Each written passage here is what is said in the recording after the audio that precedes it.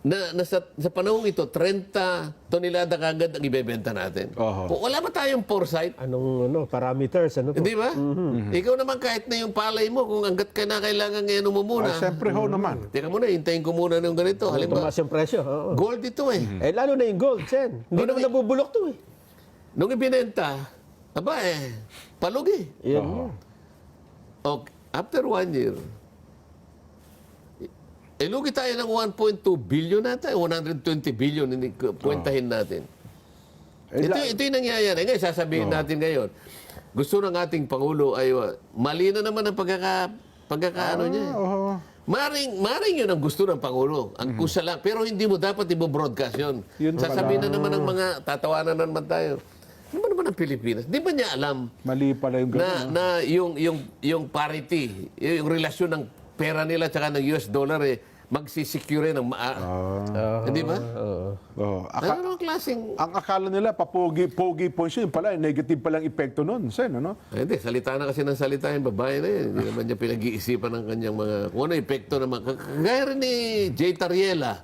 Kung puro ganito na lang tayo, salita ka ng salita, hindi mo man lang sinusukat ang konsekwensya ng pinagsasabi mo, tayong nababayubay sa sa paghihirap dito eh.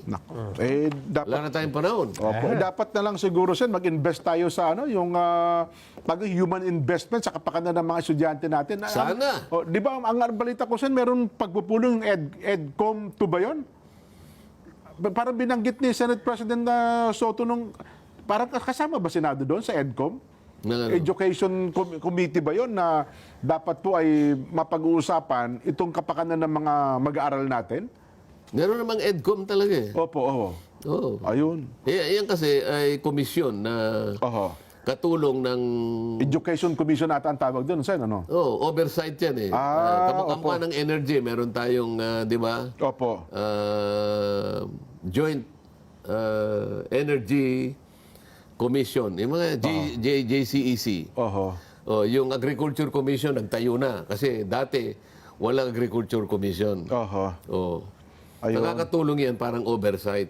Ayun. So, mayroon kasing, nakita ko lang dito, Sen, mayroon kasing panawagan daw po si DepEd Secretary Sani Angara na magkaroon tayo ng whole of government approach para masolusyonan daw po yung learning crisis ng ating bansa. Ito daw po yung kasabay ng pag-usamitin nila ng EDCOM 2 report at national plan para po sa Pangulong Bongbong. At kailangan niya, sabayan po yung aksyon mula sa DOH, DSWD, sasabayan po ito ng nutrisyon hanggang sa TESDA, sa CHED, at para daw po sa trabaho. Ito daw po ay dapat magkaisa at para matagumpay yung 10-year education roadmap ng Pilipinas. Pero kailangan, ipundar mo muna lahat ang pangangailangan. Yun. Una, kailangan ng mga teachers competent. Ayan, opo. Paano makapagtuturo ng mahusay ang mga teachers kung yung sweldo hindi naman sapat? Opo. Diba? Paano siya makakapagturo kung wala siyang training? Kailangan, pati teachers, meron namang continuing training. Opo. Yung mga abogado nga, merong MCLE, yung tinatawag. Yearly ho yan. Mandatory Continuing Legal Education. Kung mo abogado ka, akala mo lahat ng batas, alam mo, nagbabago yung jurisprudence. Ganon din ang teacher. Paano yung eskwela? Kung konti ang mga eskwela, isang araw, isang buong programa. Isang buong programa kung paano natin madidiretso yung pangangailangan natin ng classroom. Opo. Di ba? Yung Magna Carta for Teachers. Yan, isa pa po yan, Sen. Na kung hindi ako nagkakamali, 1957 na ito, 1956. Dapat mabago na. Hindi, napakaraming provision doon na para sa teachers, hindi naman binibigay. Paano ngayon? Sangkot yun sa kalidad ng ng mga produktong may pupundar mo sa pag-aaral eh. Bagay ngayon kay Secretary Sani Angara. Ako hindi ko kinahihiya na ako produkto ng public education. Tama po naman, Sen. Noong panahon namin, yung public education, magagaling ang teachers. Stricto pa eh. Ako napalo ako ng 3 beses dyan eh. Teacher yun? Ganon? Mahigpit eh. Bakit? Wala assignment? Hindi. Medyo makulit. Ganun talaga. Hindi kasi nakalimutan ko yung binigyan kami ng notebook. Opo. Panahon pa ba tayo? Baka wala. 2 minutes po, Sen. 2 minutes. Sulat. Oh, ayan. Ang assignment nyo, isulat nyo yung pangalan ng magulang. So, ina at saka yung ama. Opo. Sila ang pasulatin nyo. Sila, Para sigurado sa spelling. O de, nakalimutan ko sa kalalaro. Ano? Di nung ano na, wala, ano na paano kung uuwi? Wala nang panahon eh. Sa school Opo. na, po. Alam ko naman ang pangalan ng ano. Ng tatay sa tatay kananay. ko. Siyempre, ano. Pacifico Marcoleta. Sinulat nyo na lang. Kaya lang, yung Marcoleta kaya ko, pero yung Pacifico, P-A-S-I-P-I-K-O. Ano? so spelling, Yung Candida, K-A. Kaya halatang hindi silang gumawa. Tanungin ako ng teacher, Rodante, Nako, yun na. ito ba ay sinulat ng mga magulang mo? Siyempre, opo, halika ka niya, dumapa ka rito. Sabi ko, paano niya kaya nalaman Oo nga. Candida naman ang nilagay ko, tsaka Pacifico. Oo. Pag-uwi ko, yan napala mo. Di ba? Tama po naman. Ano. At Ay, nanalo. nako. Kasi ngayon, pagka pinalo niyo yung bata, susumbong kayo. Bawal po kayo mamalo ng bata. Ano, wala. Ay, wala. Talaga, pati magulang, kasangkot doon sa pagpaparusa. Sasabihin pa ng teacher mo, yan, matigas kasi yung ulo mo. Sabi ng nanay mo, yan. Matututo ka naman. Yeah. Tanong ko sa kanya, paano niya nalaman na hindi kayo na gano'n? Huwag mo na kayo itanong. Malalaman niya. Sabi. Malalaman to. Pagdating ng panahon. Maano pa ako, nag-aapila pa ako tama naman ang pagkakaso. Di ba Pacifico ang pangalan Pacifico, mo? oo. Naman, di ba Reconsideration. Candida? Candida K